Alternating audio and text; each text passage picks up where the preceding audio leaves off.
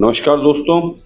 आज मैं आपके सामने एक जो केस लेकर आया हूँ, ये केस जो है वो है तो ब्रिटिश कोर्ट के द्वारा, कोर्ट ऑफ लॉर्ड्स के द्वारा जजमेंट पारित किया गया था, उसकी कहानी है।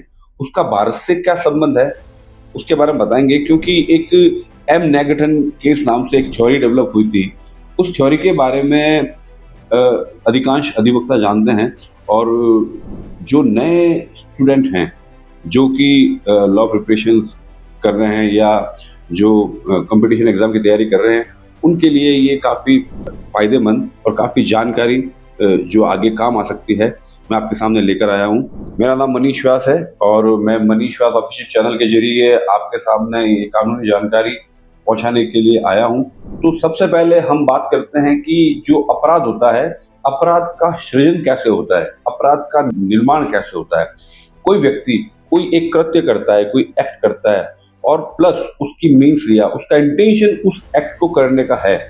तो जब एक्ट और मीन्स लिया एक होते हैं, मतलब कृत्य और कृत्य करने का आशय एक होके जब कोई कृत्य किया जाता है और वो अपराधी कृत्य है, तो that is known as an offence. अब साहब ये घटना है कि एक डैनियल एम नेगटन नाम का व्यक्ति था। उसने ब्रिटिश प्राइम मिनिस्टर को, जिनका नाम था तत्कालीन सर रॉबर्ट पील, उनको मारने का प्रयास किया, परंतु एक्सीडेंटली जो शॉट था, गोली थी, वो उनको नहीं लग के उनके सेक्रेटरी एडवर्ड को लग गई थी।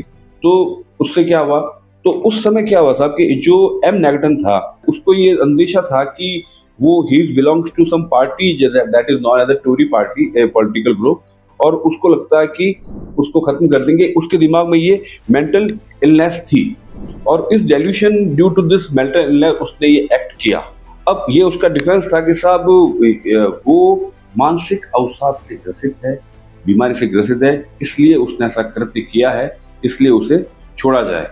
तो यहाँ पर उसने जो इंसैनिटी की बात की है, इंसैनिटी मानसिक अवसाद, मानसिक रोगी कह सकते हो, या कोई भी प्रकार की मेंटल ट्रोमा, मेंटल इलनेस वो था।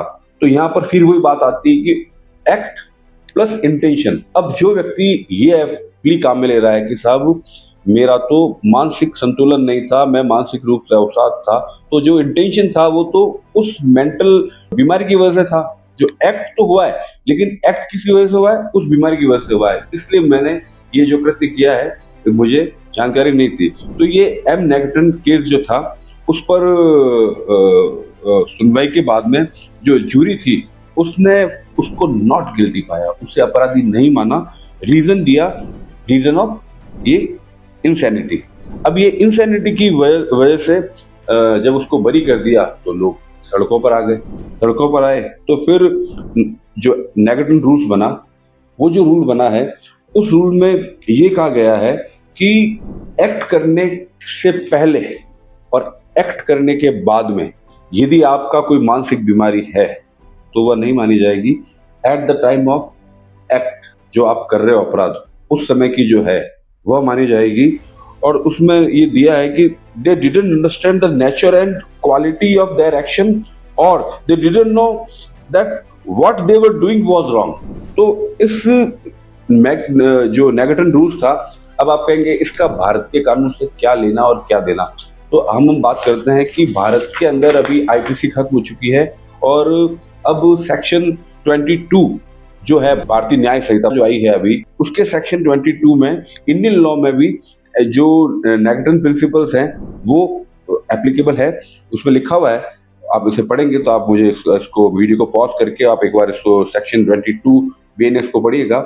और section says an act is not an offence if at the time due to unsoundness of mind the person did not understand the nature of the act, or did not know that what they were doing was wrong or contrary to law। तो इसमें बात वहीं आ गई वापस कि before and after the act of unsoundness is not admissible, only eight the time of act defence of insanity is admissible, not before and not after.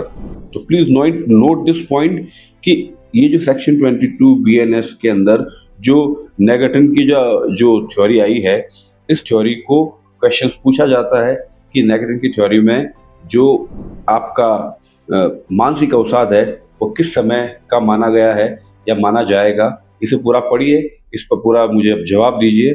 और आपको जो भी कोई क्वेरी करनी है तो आप मेरे इस चैनल के कमेंट बॉक्स में आप डाल दीजिएगा।